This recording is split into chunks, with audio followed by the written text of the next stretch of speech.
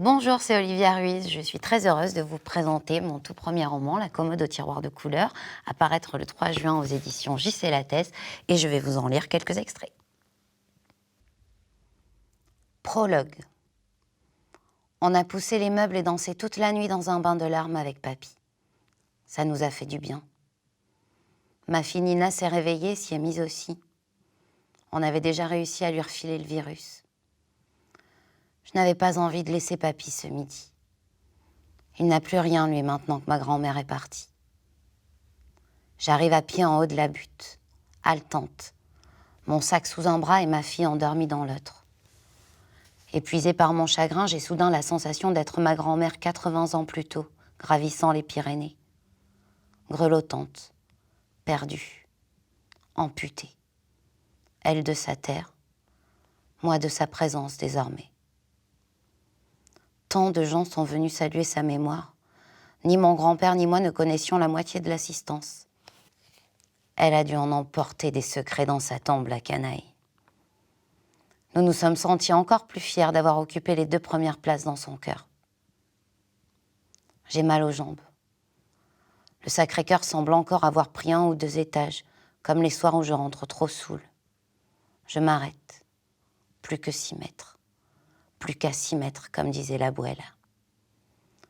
J'ouvre la porte de mon appartement, allume la lumière, et elle est là. La commode.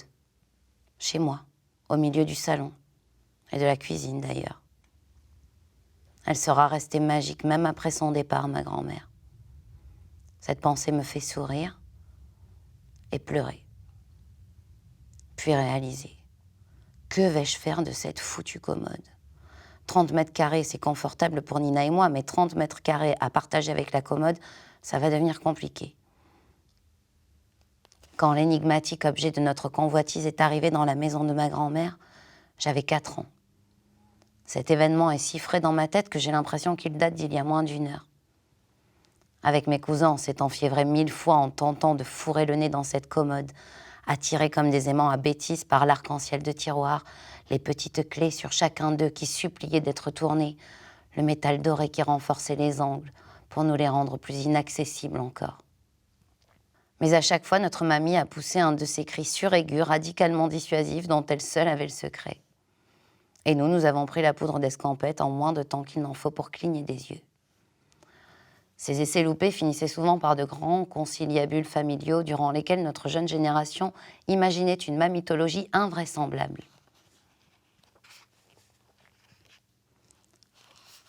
L'énorme commode en chêne massif abrite 10 tiroirs. 3 rangées de 3, pas parfaitement alignés, et un petit rose en dessous seul. Ma fascination pour l'interdit n'a pas diminué avec les années. J'ai l'impression que je vais mettre ma main dans le feu. Je guette le 10e tiroir. Le plus petit, celui qui n'a rien à faire là. Le plus mystérieux. Ma main perd ses moyens, s'agrippe à sa clé.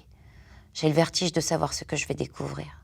Je l'ouvre lentement, savourant chaque seconde avant que le voile ne soit définitivement levé. Ce tiroir est bien rempli. Je le sens du bout de mes doigts moites et tremblants. Du collier de macaroni au cendrier en pâte à sel, mes plus grandes œuvres s'y trouvent.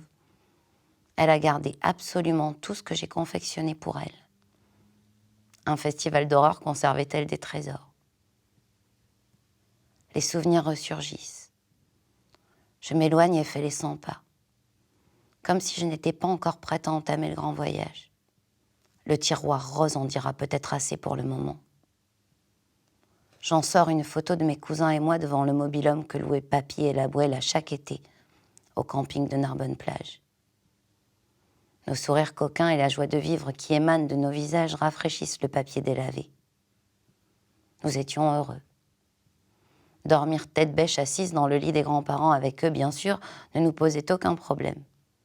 Au contraire, quand l'un de nous était trop grand et devait passer au lit de camp pour laisser sa place à un plus jeune, c'était le drame. La Bouella et Papy étaient toute notre vie. Toute la mienne, surtout.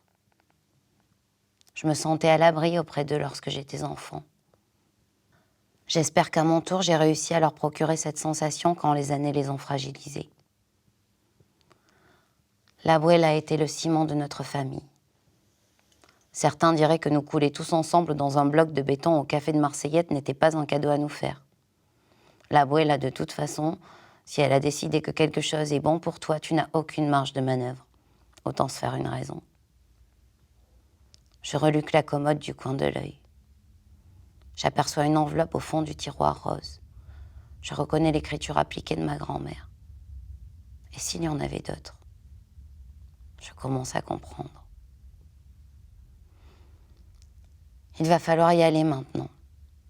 Attaquer par le premier tiroir, quitte à ne plus lâcher jusqu'au petit matin. J'ai retourné le vinyle de Morricone. Je me suis assise devant la commode au tiroir de couleur. À nous deux maintenant, abuela. Surprends-moi. Encore. Le carnet de poèmes. J'entends battre mon cœur dans mon ventre en ouvrant ce grimoire et en relisant ces lignes. L'érotisme de certains poèmes me fait hésiter à lui trouver bonne place dans la commode. Pas longtemps. Il s'agit d'amour après tout. Tu n'as pas eu Nina par l'opération du Saint-Esprit que je sache. Il y a tout un fatras de babioles dans ce tiroir, mais oublie le noyau de litchi, le bracelet, la mèche de cheveux, le jeu de cordes de guitare et le reste. C'est surtout ce carnet le témoin de ma féminité naissante et de mon plus grand amour. J'ai pourtant les viscères noués quand je tombe sur Raphaël pour la première fois. Je viens de tout quitter. J'ai une envie féroce. J'ai l'impression que la vie m'appartient, mais j'ai des scrupules à être partie sans mot dire. Et puis je ne sais pas par où commencer.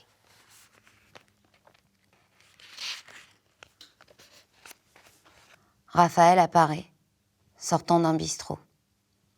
Il s'arrête pour allumer une cigarette. Il fixe ses pieds, alors j'en profite pour le regarder. Oh mon Dieu, il va me prendre pour une pauvrette assise ainsi par terre devant la gare de Toulouse.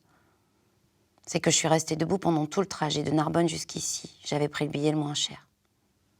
Je me lève, juste pour qu'il ne me voie pas s'il hausse le regard. Ou justement pour qu'il me voie, je ne sais pas. Dans ma tête, je répète « Viens, viens, viens, viens vers moi ». Je mise tout sur la télépathie, car je n'ose pas m'approcher de lui. Il est trop beau, trop viril, trop sûr de lui, trop fier. Il est beaucoup trop tout pour que je me sente capable d'un tel courage. Il me sourit. Je baisse les yeux. Mais quelle idiote. Heureusement que ça ne le décourage pas. Il devine bien mon attitude que je me suis levée sans savoir où aller. Me donner une contenance, vite, vite, vite. Il traverse la rue. Mucho gusto, señorita. ¿Puedo ayudarle? Je ne parle pas l'espagnol, désolé. En serio? Je ne réponds pas. Joséphine Blanc ne sait pas ce que ça veut dire en serio. Ah pardon, j'aurais juré que vous étiez... Non, pas du tout. Enchanté. Raphaël, dit-il en me tendant la main. Joséphine. C'est joli, Joséphine. Merci. Oh non. Évidemment, au hasard, je tombe sur quelqu'un qui me ramène à moi, chez moi, car avec cet accent, c'est toute l'Andalousie qui se dessine sur la brique rose. Ils sont partout, décidément. Tu parles d'un début d'émancipation. Voilà l'Espagne dans ce qu'elle enfante de plus sensuel qui me rattrape déjà. Et je ne l'empêche même pas. Surtout pas.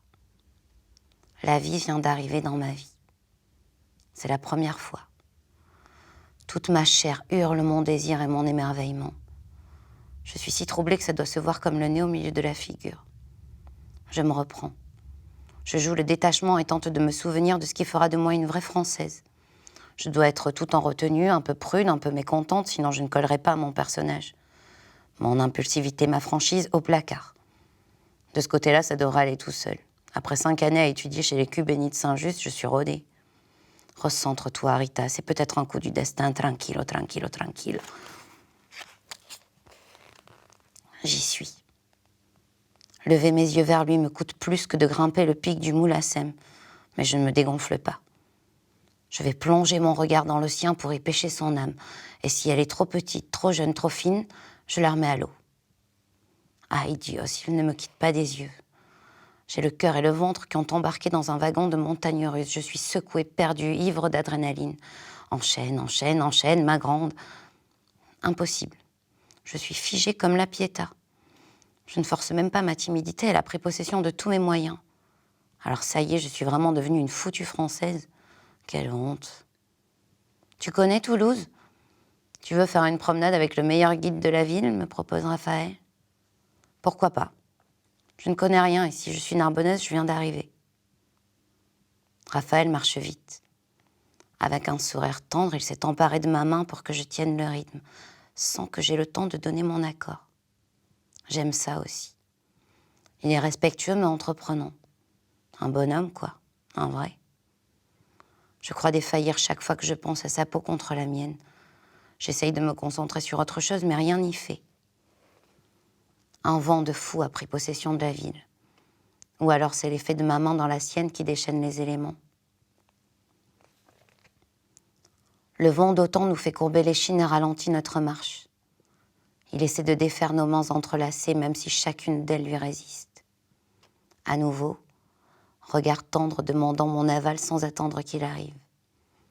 Quand ses doigts se défont des miens, j'ai l'impression qu'on m'arrache un membre, alors que nous marchons seulement depuis 20 minutes. Mais c'est son bras puissant qui prend le relais, s'étire et passe dans mon dos. Sa main s'agrippe à mon épaule et nos deux corps forment un bouclier contre éole. Je me sens vivante, terriblement vivante. Dans les bras d'un inconnu, seule dans une ville que je ne connais pas, je n'ai pas peur. Quelle que soit l'issue de cette rencontre, il fallait qu'elle ait lieu, j'en suis sûre. C'est si naturel. C'était écrit.